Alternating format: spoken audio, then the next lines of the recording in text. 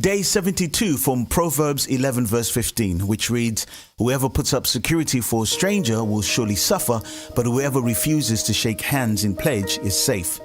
This verse warns us against hastily entering into binding agreements, specifically putting up security for someone you don't truly know or trust.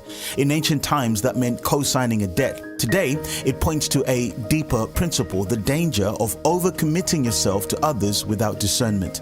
Many of us struggle to say no, whether out of guilt, fear of rejection, or the desire to be seen as kind. We stretch beyond our limits, financially, emotionally, and spiritually, and suffer the consequences in silence. Dr. Henry Cloud, in his book Boundaries, which I highly recommend, explains that learning to say no is not unloving. In fact, it's one of the most loving things you can do for others and for yourself. When we set boundaries, we are acknowledging our God-given responsibilities and choosing to steward our energy, time, and heart wisely. So, 3 practical applications. Number 1, pause before you promise. Before you commit to someone, whether with your money, time, or emotional energy, just pause and ask, is this truly my responsibility, or am I trying to rescue someone from the consequences that they need to face? God calls us to help the truly needy, but not to enable irresponsibility. Saying no allows others to grow. Let your yes be yes and your no be no. Number 2, recognize the difference between burdens and loads. In Galatians 6 verse 2-5, Paul tells us to bear one another's burdens, but also that each should carry their own load.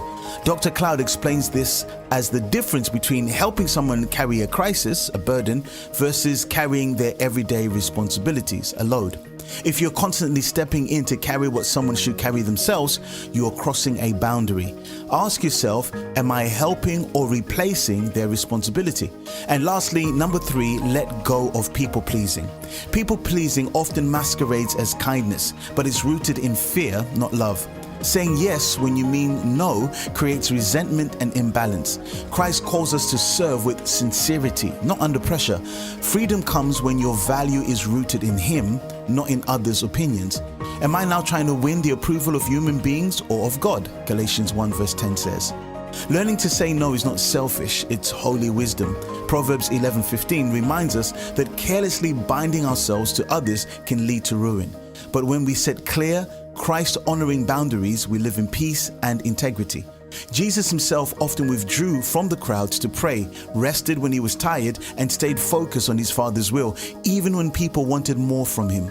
Following his example, we honor God when we live with clarity, responsibility, and freedom.